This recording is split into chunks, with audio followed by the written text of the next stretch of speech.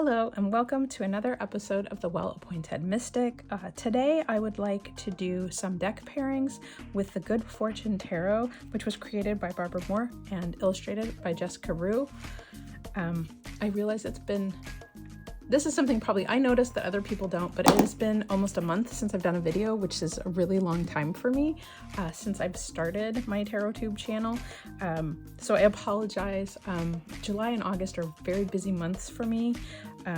I do 3 pen shows in like 6 weeks, and it's just very exhausting, and means that I have to sort of double up all of my tasks afterwards to accommodate everything. So it's just a lot. So anyway, my apologies if you noticed that I was gone. I apologize. I knew that I was gone and I felt bad about it. So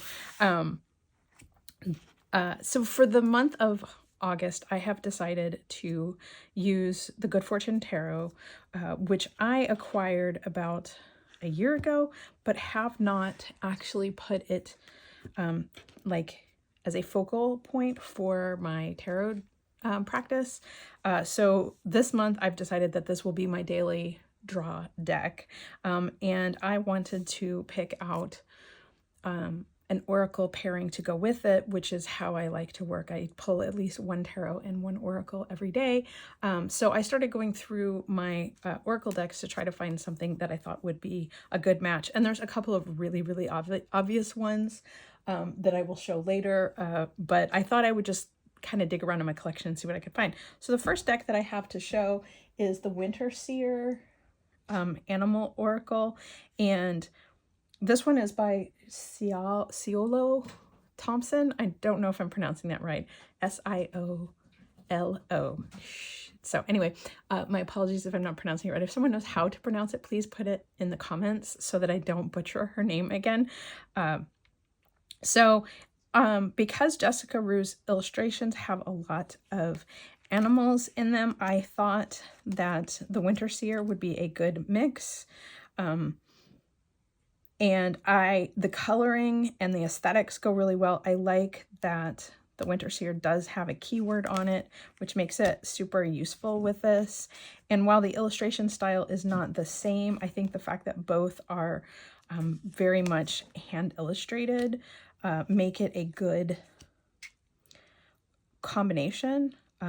So I mean, just looking at like the Lovers, Patience, and Temperance feels like a really good combination. So I do think that these read really well together, and this was why I decided to recommend this as a possible deck pairing for the Good Fortune Tarot. I mean, creativity, the Sun, and the King of Swords. I think it's a really good balance, and I like how the characters are all looking in different directions. The yellow of this sort of like seaweed wrapped around goes with this the sunflowers and the sun. So it just, I think color-wise, these really align. The 3 of Cups and Octopus, and so there's a real water thing going. I just think this is a good match. So apologies for the spider if they freak you out. But I do think sort of weaving between your emotions and your sort of concrete needs and winding those together as you're moving forward, I think these are good, just as a good combination. So I hope that you guys agree and like this. I did not try the other oracle that Siola Thompson did, which is the herbal, like the more herbal one. I can't think of the name of it right now, but I think that it would probably work as well. Although I think in this case, I'd normally lean for her floral herbal deck, but I do think in this case, the Winter Seer, the animals, work really well with that.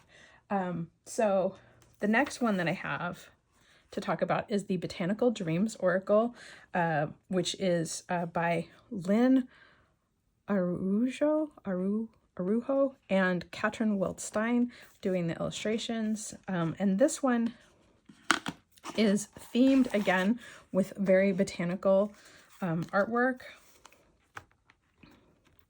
And I realize aesthetically they're kind of probably not a perfect match, but I do think that it's a good combination. And again, with the keywords, I think this works really well.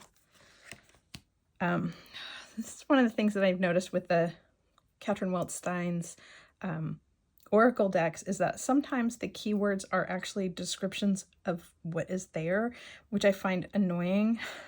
So like this one says hibiscus, which doesn't tell me a lot. Some of the other cards, like forest bathing, tells me more. So the Knight of Cups, the Eight of Cups, and forest bathing, like definitely feels like get in your feels, head out, like maybe you need to be out in nature. Maybe that is the thing that you're needing right now. The Empress, Lavender Bliss, and the Four of Pentacles. This one was one I was kind of iffy about, but I thought I would give it a try. Some of them seem to work better in combination than others. The Seven of Cups, the Masks, and the Emperor, which is interesting. You have all these choices. You're sort of choosing which mask to wear. And again, like the Emperor, that's sort of sitting in a position of power or authority or decision making. Just seems like a, you know, it kind of works. So I feel like this one is a maybe. So that is the Botanical Dreams Oracle. It is a Catherine Weltstein and Lynn Arojo. Sorry, gosh, I'm butchering names. I just feel so bad when I can't pronounce them. I know my name is hard for people to pronounce too, and so I feel extra bad when I can't pronounce people's names. So the next up is a Magical Herb Oracle. It's a Sherilyn Darcy, illustrated by Dear Dandy. This is one of those decks that's like, if I could only have one Oracle deck, this is probably like what I would pick, because it tends to work with almost everything I put it with.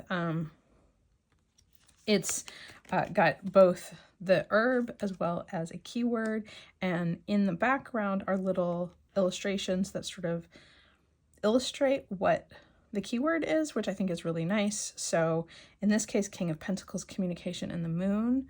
So, you know, I definitely get the feeling that maybe like there's some issues with communication, something's being hidden or miscommunicated, and you know, maybe you're in a sort of needing to get some stuff done. So, so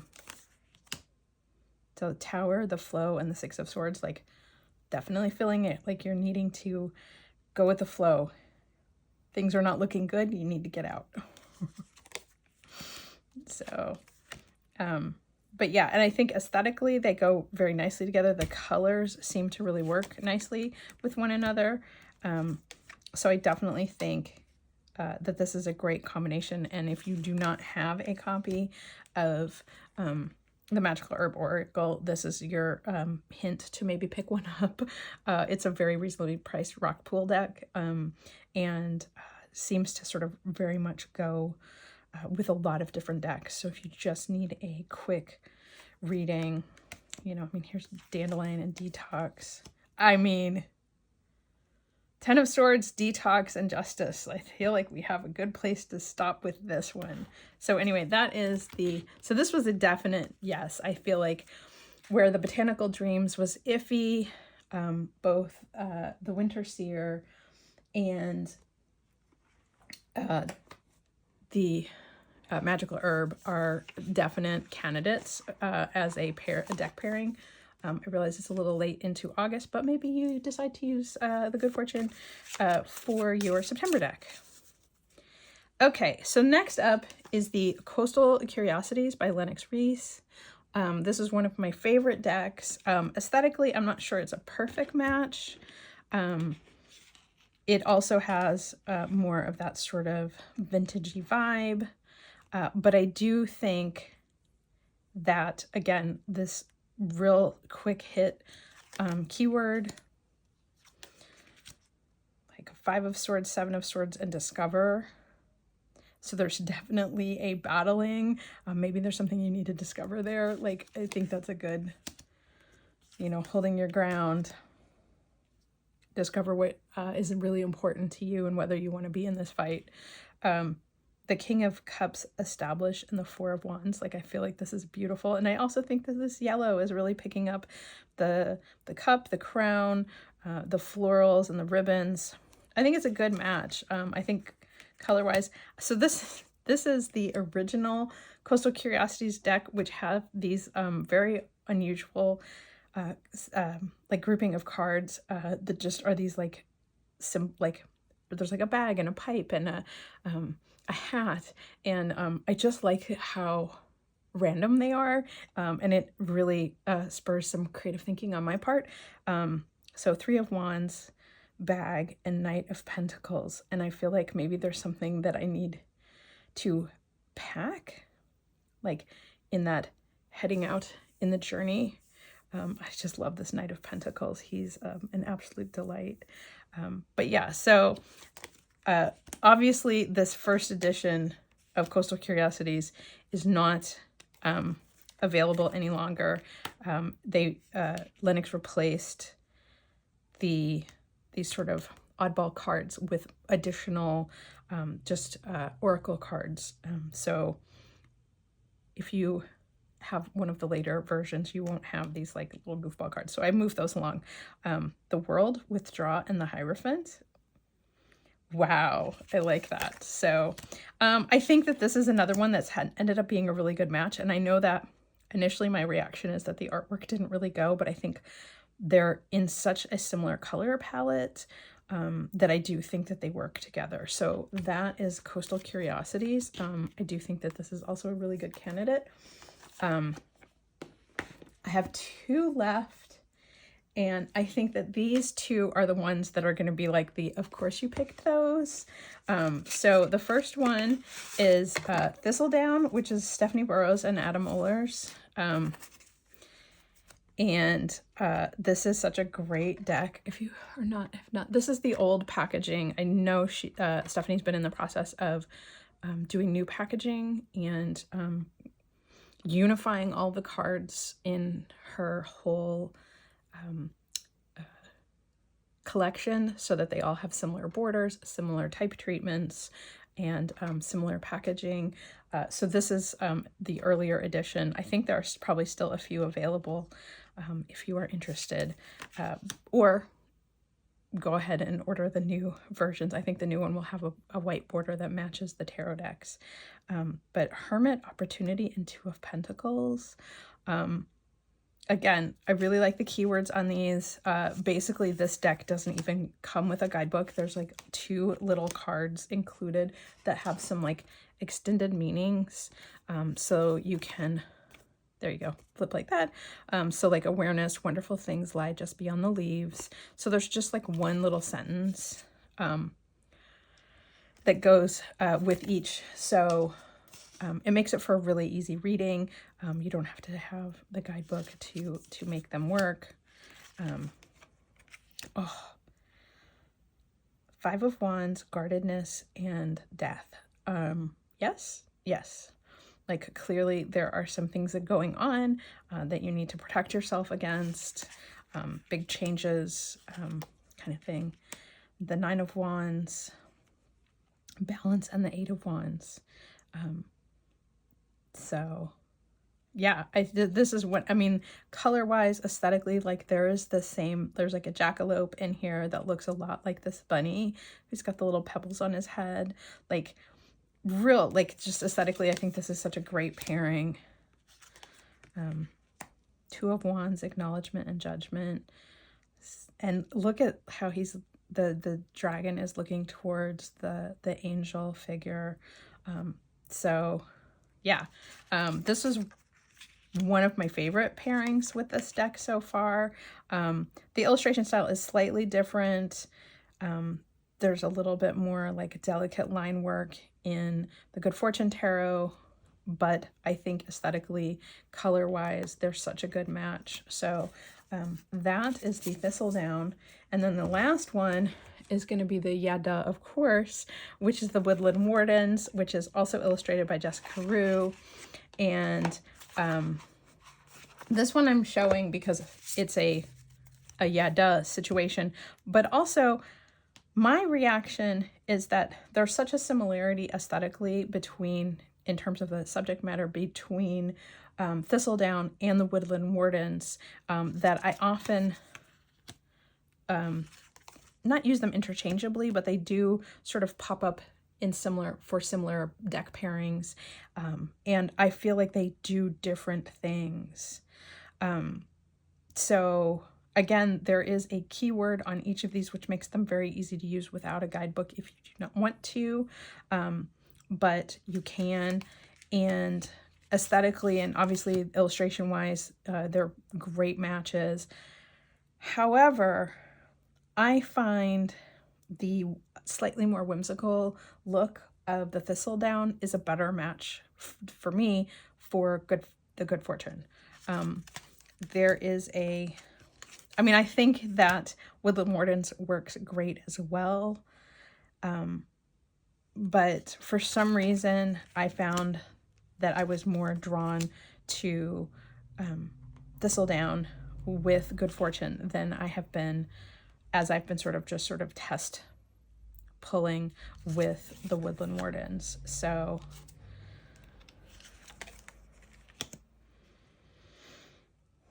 I mean, Queen of Swords, productivity, and the Knight of Wands seems like a good combination. This is definitely about that sort of being in control. And the colors, I mean, it's a beautiful color match. It's aesthetically lovely. My deck has been trimmed down for like smaller borders because there's just a lot of borders. But which makes it very similar in size. I basically trim them in half, and so the decks are almost exactly the same size, which makes them very kind of, they work together. So anyway, those are the decks that I picked. I would say in order of preference, my number one deck pairing combo would be the Thistledown. I think this one is sort of the best match for me. And I think it's the slight whimsy, the slight, there's whimsy in Good Fortune as well, you know, with the cat, this wonderful page with his giant koi fish. So I would say that Thistledown is probably my first choice. My second is probably Coastal Curiosities. This would be like sort of my backup recommendation.